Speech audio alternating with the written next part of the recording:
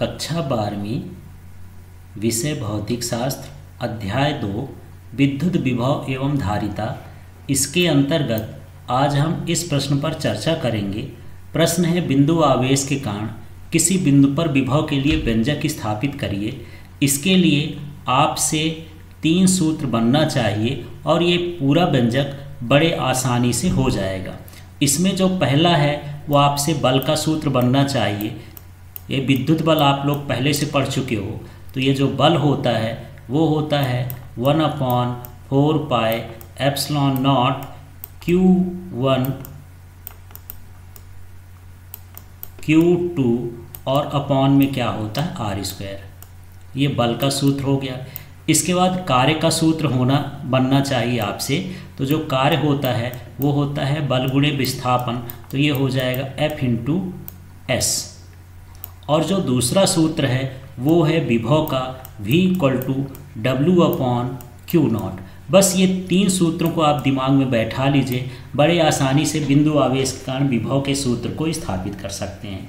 तो ये 3 सूत्र हो गए और साथ में ये चित्र हो गया। इस चित्र में क्या क्या है, यहाँ पर ये जो +Q है ये स्रोत आवेश है और इससे R दूरी पर कोई P बिंदु है। यदि इस बिंदु पर विद्युत क्षेत्र की तीव्रता की बात करें तो विद्युत क्षेत्र की तीव्रता ये त्रिज्यी कहाँ की ओर होती है, बाहर की ओर। ये इस पर लगने वाला बल भी जो कहाँ है वो कहाँ की ओर होगा, बाहर की ओर होगा। यहाँ पर A बिंदु है, इस बिंदु पर Q0 आवेश स्थित है और इस Q0 आवेश को धीरे धीरे यहाँ तक हमको P बिंदु तक लाना है। तो यहाँ तक लाने में जितना कार्य करना पड़ेगा वही उस बिंदु का विभव होगा, क्योंकि इसके पहले हम परिभाषा में पढ़ चुके हैं कि अनंत से एकांक धनावेश को विद्युत क्षेत्र के किसी बिंदु तक लाने में किया गया कार्य उस बिंदु का विभव कहलाता है। तो इस परिभाषा के आधार पर ही ये चित्र बना हुआ है। चलिए अब हम इस चित्र के बारे में लिखते हैं और चित्र के बारे में समझते हैं। यहाँ पर एक इसका एनिमेशन देख लेते हैं पहले। तो देखिए यहाँ पर इस तरह से है, ये एक आवेश है या हम इसको कह सकते हैं स्रोत आवेश है, और अपने चारों ओर ये जो फैला रहा है ये इसका क्या है, विद्युत क्षेत्र है। और इस विद्युत क्षेत्र में ये आवेश है, इसको अनंत से इसके बिंदु तक हम लाएंगे। ये इस तरह से हम ये किसी बिंदु तक लाने में लाएंगे और इसके लाने में जितना कार्य करना पड़ेगा वही उस बिंदु का क्या कहलाएगा, विभव कहला जाएगा। तो चलिए अब आगे इसमें देख लेते हैं। अब इस चित्र के बारे में लिखते हैं। माना निर्वात में O बिंदु पर, ये O बिंदु हो गया, पर +Q आवेश स्थित है, ये +Q आवेश हो गया। इसके विद्युत क्षेत्र में R दूरी पर, ये R दूरी हो गई, P बिंदु है जिस पर विद्युत विभव ज्ञात करना है। X दूरी पर A बिंदु है, ये X दूरी हो गई और इससे ये A बिंदु हो गया जिस पर परीक्षण आवेश Q0 स्थित है। तो ये परीक्षण आवेश यहाँ पर क्या स्थित है, Q0 स्थित है। इस पर लगने वाला वैद्युत बल, तो इस पर लगने वाला बल क्या होगा, अभी मैं बताया कि इसको निकालने के लिए 3 सूत्र की आवश्यकता होगी, उसमें सबसे पहले बल ही निकालेंगे।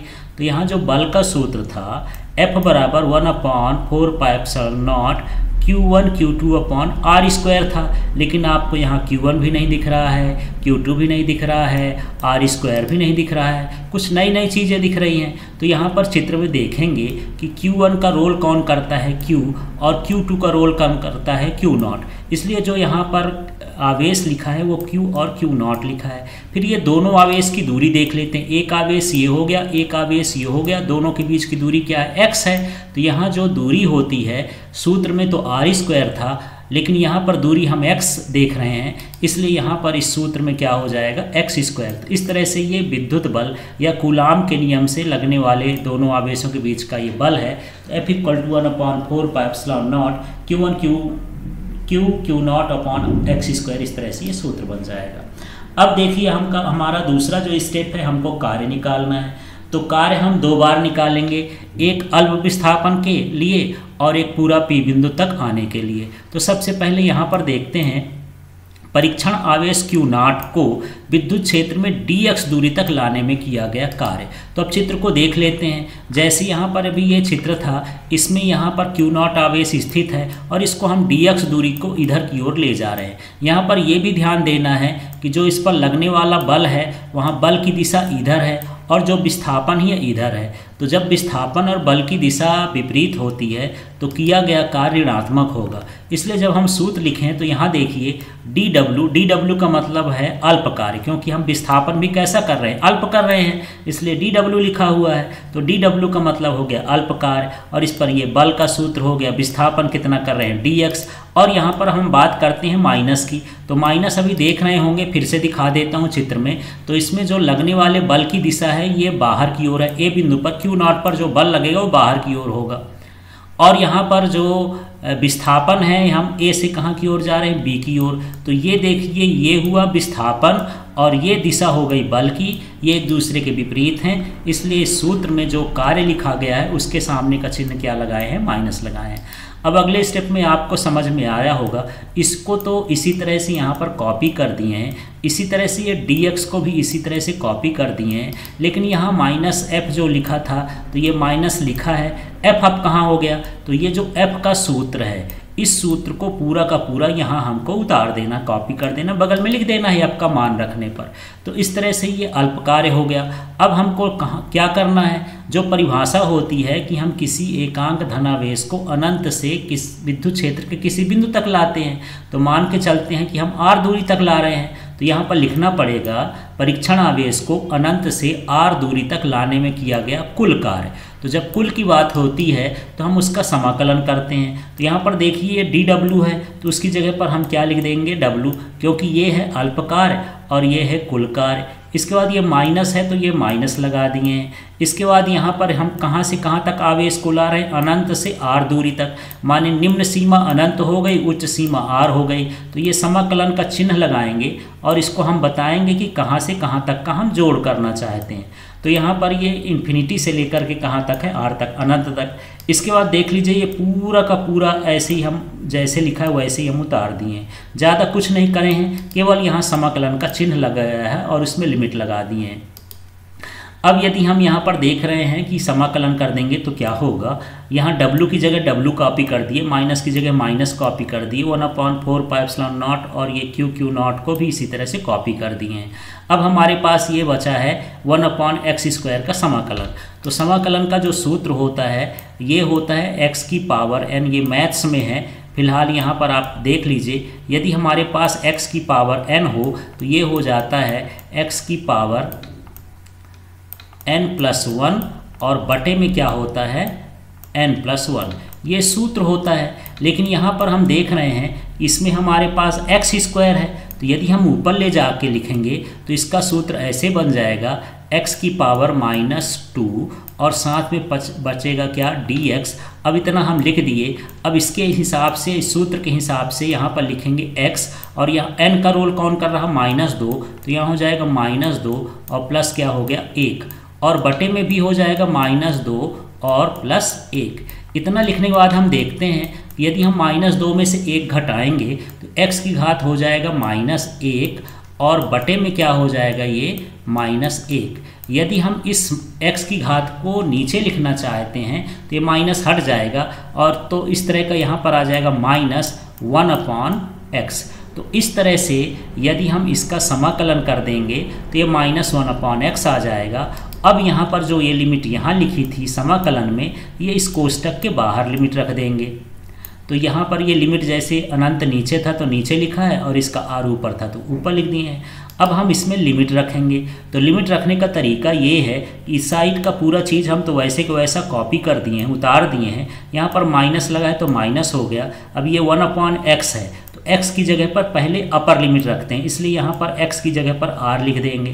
फिर बीच का जो चिन्ह होता है वो माइनस होता है, लेकिन इसमें माइनस पहले से है तो ये हो जाएगा माइनस प्लस हो जाएगा। और इसके बाद यहाँ पर जब हम ये वाला लोअर लिमिट रख देंगे, यहाँ पर लोअर लिमिट, तो यहाँ पर x की जगह क्या हो जाएगा, इन्फिनिटी हो जाएगा। अब हम यहाँ पर अगले स्टेप में ये देख रहे हैं कि यहाँ जो 1/∞ है इसका मान 0 हो जाता है। अब ये बचा, तो यहाँ पर आप देख रहे होंगे ये माइनस और ये माइनस मिलके प्लस हो जाएगा। तो हमारे पास क्या बचा 1/4πε0 Q0 अपॉन क्या है R। इस तरह यहाँ पर ये कार्य आ गया। अब यहाँ पर हमको निकालना है विभव। तो विभव के लिए जो सूत्र होता है वो W/Q0 होता है। तो यहाँ पर जो W/Q0 है उसके अनुसार हम अब यहाँ पर W का मान रख देंगे। ये देखिए अगले स्टेप में ये जो W का मान है ये यहाँ पर हम रख दिए, और इस सूत्र में बटे में Q0 है तो ये Q0 लिख दिए। तो सूत्र में हम W का मान भी रख रहे हैं। अब यहाँ से ये Q0 से कैंसिल हो जाएगा, तो हमारे पास ये आ जाएगा V बराबर 1/4πε0 Q/R। यही बिंदु आवेश के विभव के लिए सूत्र हो जाएगा। तो इस तरह से हमको बिंदु आवेश के विभव का सूत्र निकालना है, और आप एक बार इसे लगाकर ज़रूर देखिए। जब तक आप अच्छे से नहीं लगाएंगे तब तक थोड़ा समझने में और करने में प्रॉब्लम होगी। इसलिए सबसे पहले आप इसको पूरा एक तरफ से समझ करके लगा करके देखिए। अब इसके आगे के स्टेप में और हम समझ लेते हैं कि विभव को प्रभावित करने वाले कारक कौन कौन से होते हैं। तो इस सूत्र के अनुसार बहुत सारे कारक मिल जाएंगे। जैसे किसी चालक में आवेश की मात्रा बढ़ाने पर विभव का मान बढ़ता है। तो यहाँ सूत्र में देख रहे हैं ये विभव है और ये आवेश है, तो ये समानुपाती है, अर्थात ऊपर है। तो यहाँ पर यदि आवेश की मात्रा बढ़ाएंगे तो विभव का मान भी क्या होगा, बढ़ेगा। फिर यदि किसी चालक से दूरी बढ़ाएंगे दूर जाने पर, तो यहाँ पर देखिए विभव है और ये इसका व्युत्क्रमानुपाती संबंध है, उल्टा संबंध है। तो इसका मतलब ये है कि यदि दूर जाएंगे चालक से R का मान बढ़ेगा तो विभव का मान क्या हो जाएगा, घट जाएगा। इसके बाद यहाँ पर हम परावैद्युतांक की बात करते हैं। ये जो माध्यम की विद्युतशीलता है, यही इसी को यदि हम कोई माध्यम रखते हैं तो यहाँ उसका परावैद्युतांक का मान बढ़ता है।